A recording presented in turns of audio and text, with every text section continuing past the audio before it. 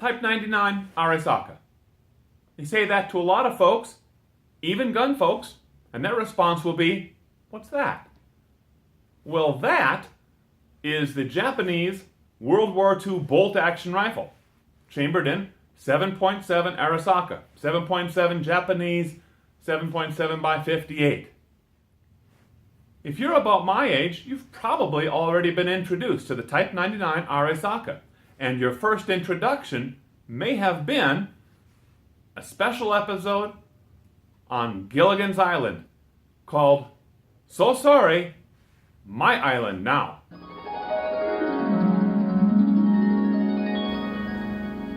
That's a Japanese sailor.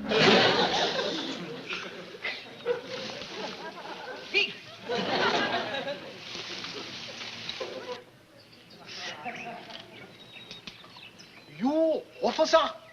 Officer? How you know I'm an officer in 11 different companies? Was good. I have divisions in England, France, Italy, the Near East, the Far East, and the Middle East. It's a great honor to capture you. Capture me? Are you prisoner?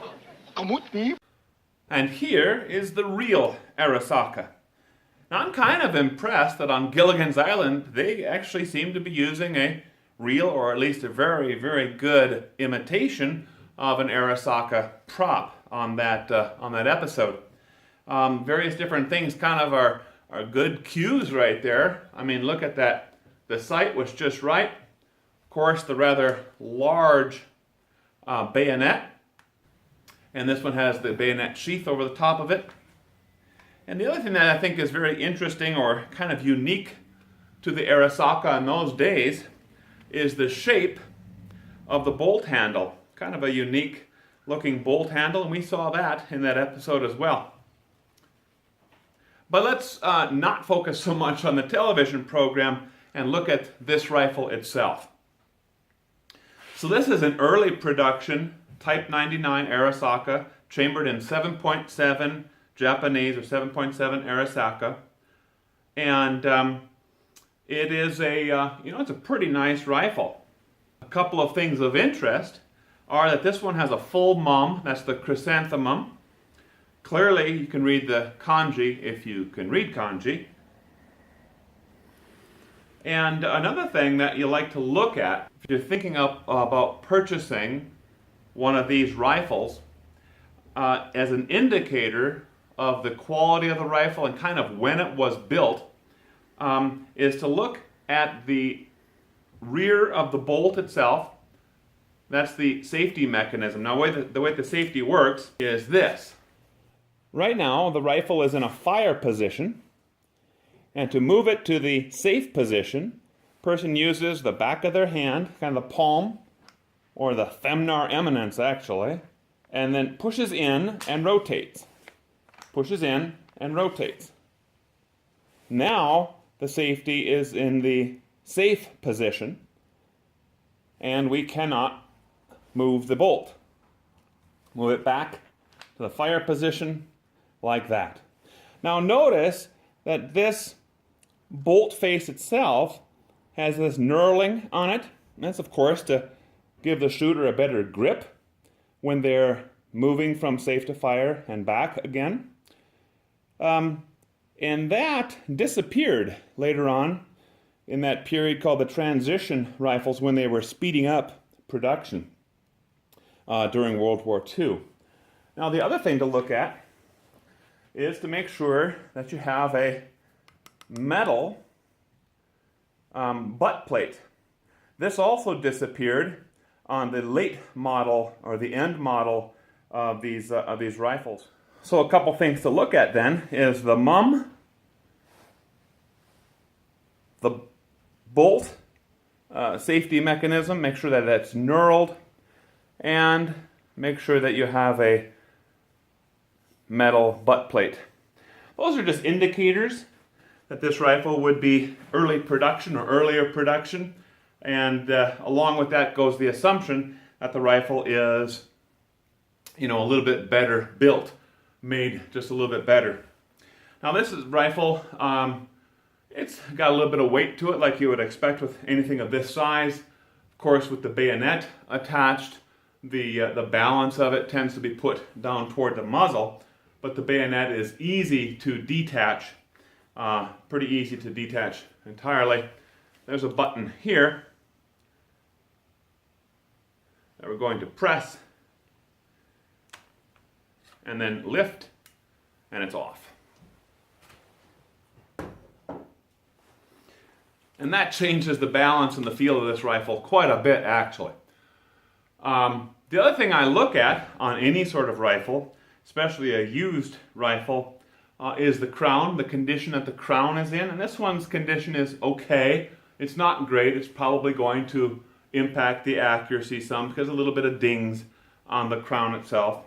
But that's kind of expected for a rifle that was probably built in the late 1930s, early 1940s.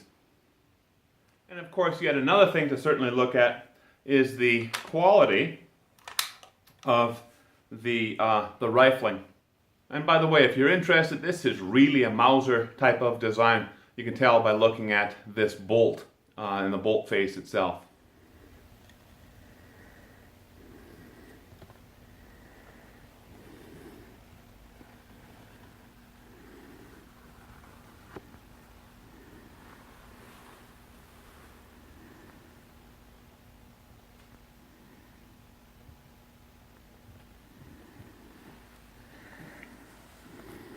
We didn't purchase this just to look at it, and I should say I'm not a collector. I don't know all the history about this rifle. In fact, I know very little history about this rifle.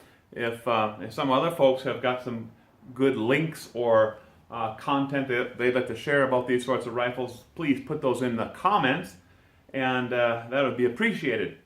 But as I was saying, it's about time to head out to the range and see how this thing's going to do. Oh, by the way, if you happen to get one of these, my recommendation is to avoid the last ditch type of rifles.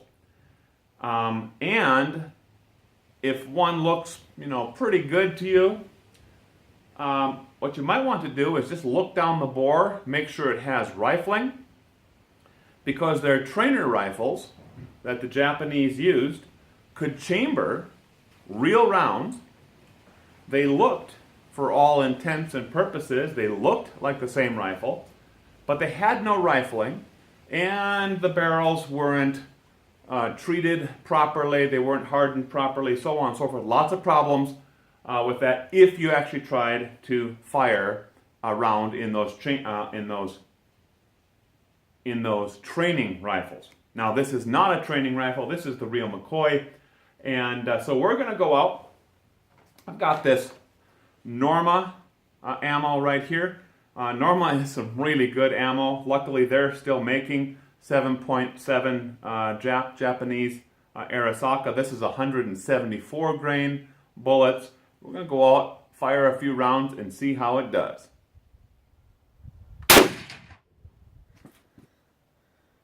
Take your time.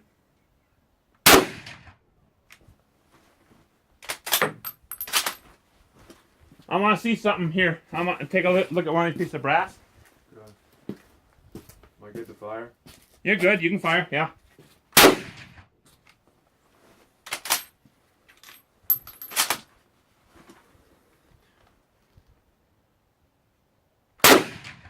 Holy Christ. What was that?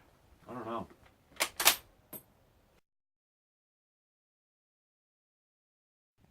Well, here's the rounds that we fired. As you can see, we fired 8 rounds in total. I fired 3 following the 5 rounds that my son was firing. And, when I first looked at those primer indents, what I was worried about, actually, was that the firing pin might be too weak and just barely striking it. So I was looking at that, a couple of those rounds, and no, it's not too weak. It was punching it, pretty good.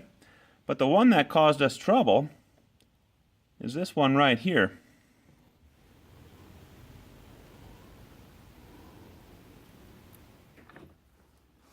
So I'm going to use my die, my resizing die for the 7.7 Japanese Arisaka, RCBS dies, and I just wiped down this case and lubed it. I'm going to pop the primer out of it and take a look at it, we saw it looks like the side of the primer itself was where the rupture actually occurred. Well, that primer popped out. Of course, the anvil is loose. That's very normal, very common. And sure enough, I can see through this primer, which you shouldn't be able to do. And I'm also curious if there was any problem with the flash hole. And no, that's not the case. The flash hole looks just fine. Take a look at that. That flash hole looks very nice. But what we are seeing is the primer itself. You know, you can see right through it where it punctured all the way through. Now, it only happened on one round. My son fired another one, his 5th round with it, and I fired 3 following that. No problems whatsoever, so I don't know what to make of it. Norma is top-of-the-line ammo. That doesn't mean that there couldn't have been a problem with the primer. This rifle fired numerous rounds just fine. No problem whatsoever. Primer indentations were good, maybe a little bit on the heavy side, if anything, and maybe a little bit too heavy. But time will tell. We'll take this thing out again and see if we have additional problems. Now, one of the things that I've read following this is that if you have a rifle with a very strong firing pin and you start puncturing primers, that blast back that's hitting the firing pin itself will actually start deforming the firing pin and almost make it into a sharp edge type of firing pin, in which case the primer punctures are going to start happening more and more and more often. I hope that's not the case, because we would like to keep shooting this rifle. It's kind of fun. Recoil is not bad. I heard some folks say, "Ooh, that's 7.7. It recoils quite a bit," but it's not bad at all. I fired a lot of rifles. I own a lot of rifles that recoil a whole lot more than this thing. But if you're expecting it to recoil like a 5.56, well, okay, it recoils a lot more than a 5.56. But I would say probably less than the 8mm Mauser, if you're familiar with those. Maybe on par with a 30-30. A lot of folks are familiar with a 30-30, and somewhere around those lines with felt recoil. Anyway, thanks for watching.